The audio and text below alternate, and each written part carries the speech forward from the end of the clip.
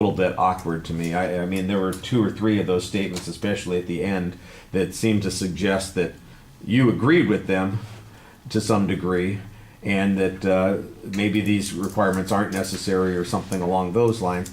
I think you need to take a more consistent position. And then you should point out that there's no inherency argument. All right?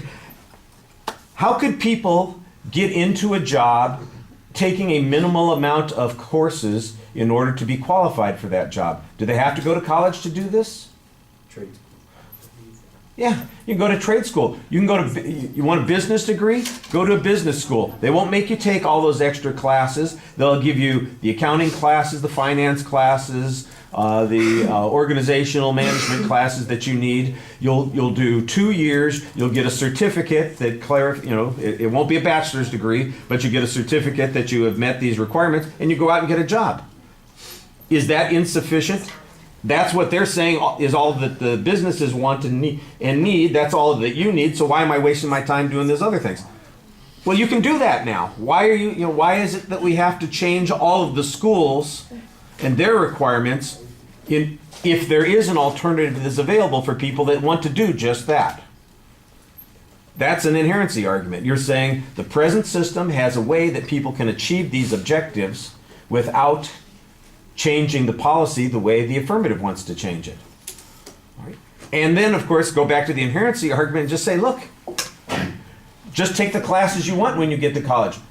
So you don't get a bachelor's degree. You've got the classes, go out and get a job. All right. Require them to defend the need for a bachelor's degree, and then that bachelor's degree has less in it than the current ones do.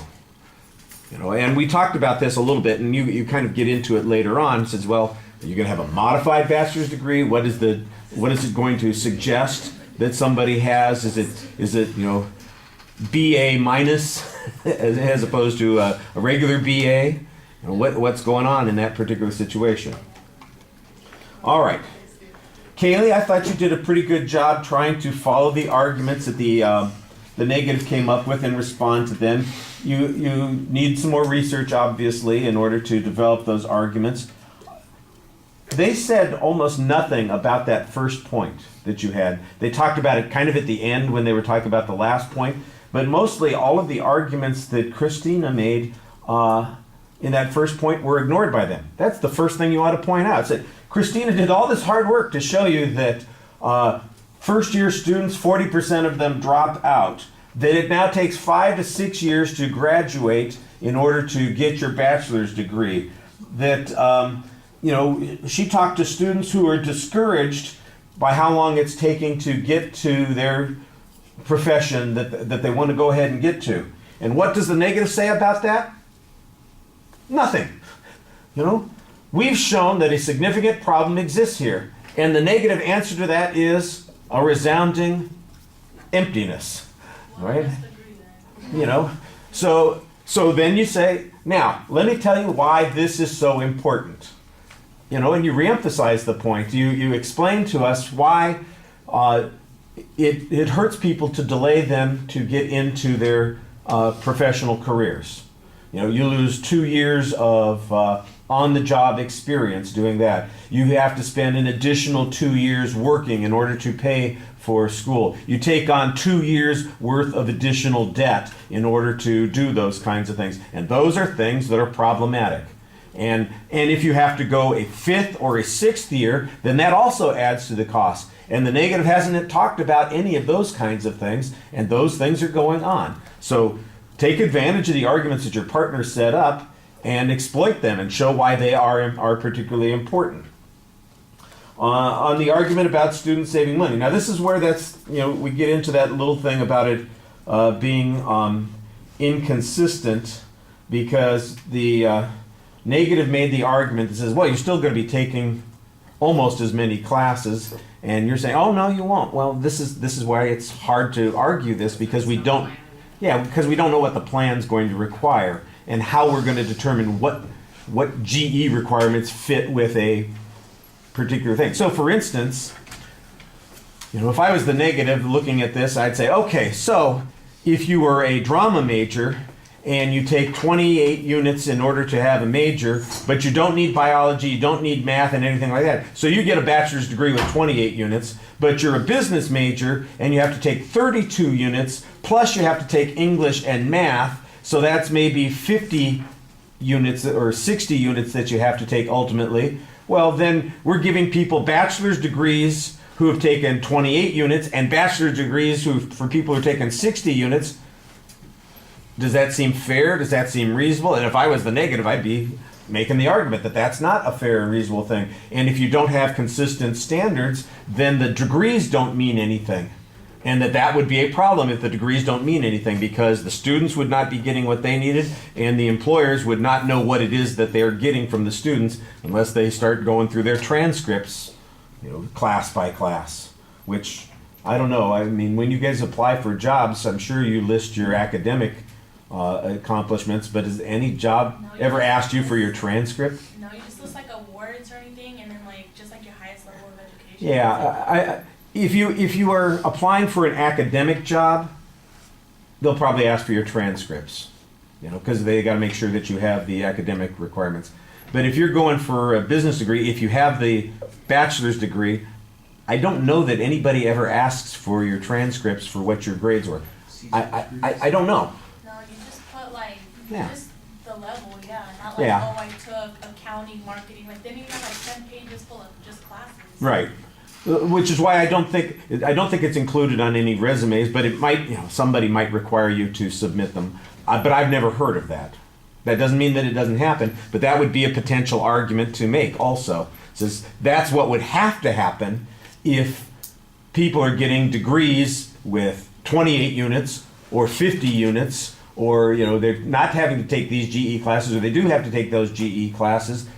People would want to know, well, what did you do to earn this degree? And now businesses would have to have that kind of information, and that's a potential argument that the negative could develop. I did think that the argument that you made about the work issues, that people have to work more than they did in the past in order to pay for things, I think that's important to talk about. Look, one of the things that's changed is that college costs have gone up. Students have to, economic times have changed. The economic conditions are different than they were 30 years ago when only 5% of full-time students worked full-time. Now, 10 years ago or 13 years ago, 10% were working full-time. Who knows what it's like today? By the way, that's a good piece of information, but it certainly seems to suggest that you need a contemporary piece of information. 13 years later, what percentage of students are trying to work full-time or even part-time while they're going to school full-time? I'm sure there's some information on that. And then you could just... surprisingly really hard to find information on that. Okay, well, I'm not going to challenge you on that because I don't know. It just seems to me like that would be one of those things that would be a really useful piece of information for you. Yeah. All right.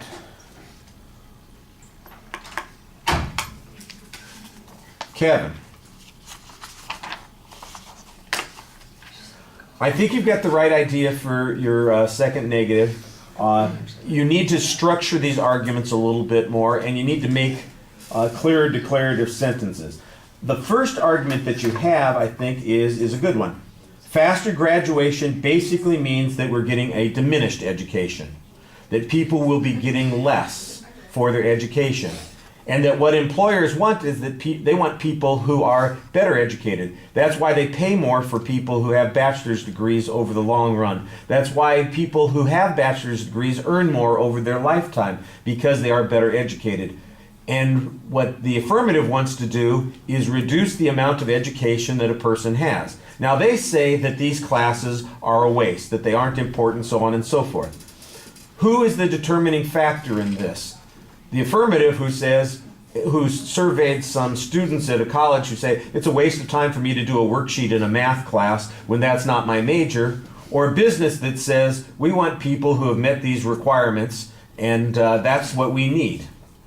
And I think you would want to argue, like you do, that the businesses are the ones that ultimately decide the worth here, and they've decided that a bachelor's degree with the amount of education is worth this amount. will they continue to feel that it's worth this amount if you're getting a bachelor's degree with half as many classes, with less background information, that where you are less informed or prepared in other places? And then, at the end, you introduce that argument, which, by the way, sounded awfully familiar. Where it says that the other skills are the things that are important. It's not so much that people need the technical skills of their job. They need people who can work with others, collaborate, plan in teams, who have interpersonal skills. And you know how you get those kinds of things? By doing boring damn projects in your biology class, by having to meet certain requirements in your math class, by having to take an interpersonal communication class or something like that. The kinds of things that the affirmative thinks we ought to be getting rid of. Soft skills. Those soft skills that you're talking about. So I do think those arguments tie in a bit to each other, but I thought that you did a pretty good job developing that first point. On the graduation thing, where education is voluntary, this is where a place where the two of you need to have a consistent pattern. This is why I said before the inherency arguments that you're making could be, people can, if that's all they want, they can get that currently. They don't need to have all those other kinds of things. You can go, there are trade schools that people can go to in drama and business and health sciences, those kinds of things where they don't require those sorts of things. But one of the things that you might want to look at is what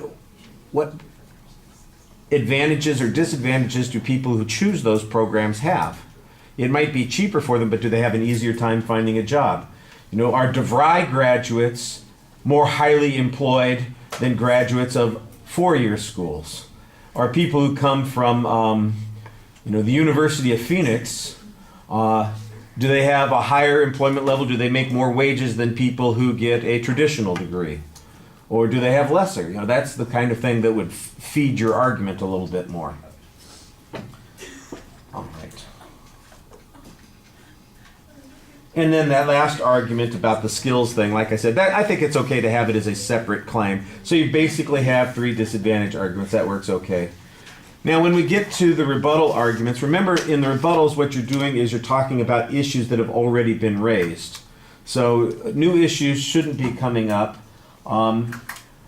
Jake, you do a quick summary, but I think you need to kind of go back and look at some of the responses that Kaylee gave, because that's your responsibility, those issues that she brought up.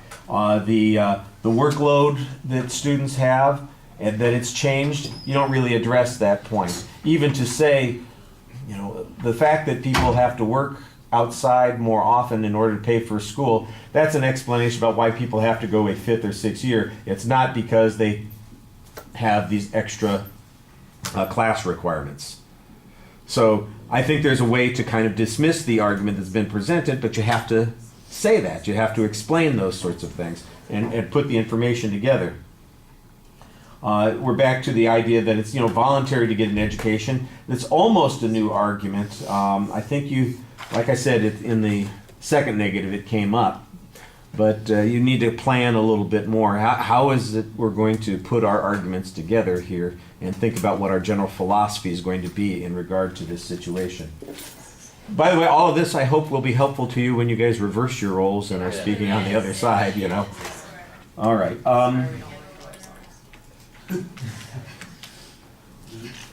Christina, in the first affirmative rebuttal, you need to respond to Kevin's arguments. That's your primary responsibility.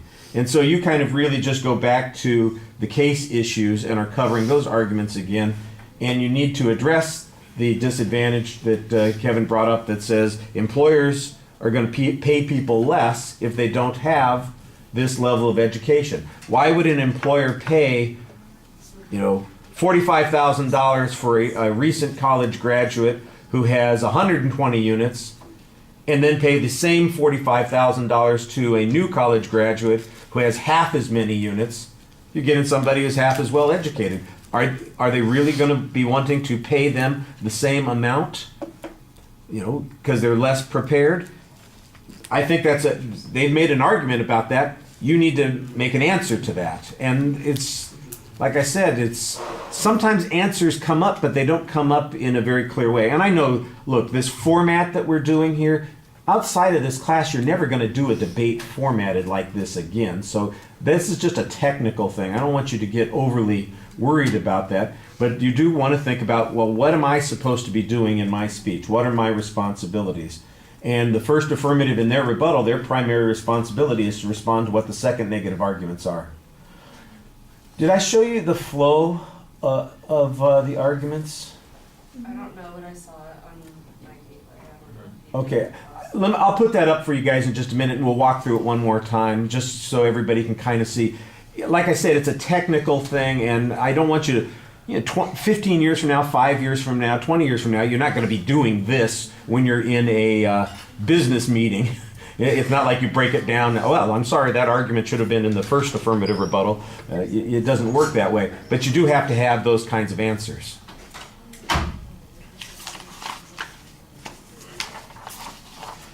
All right.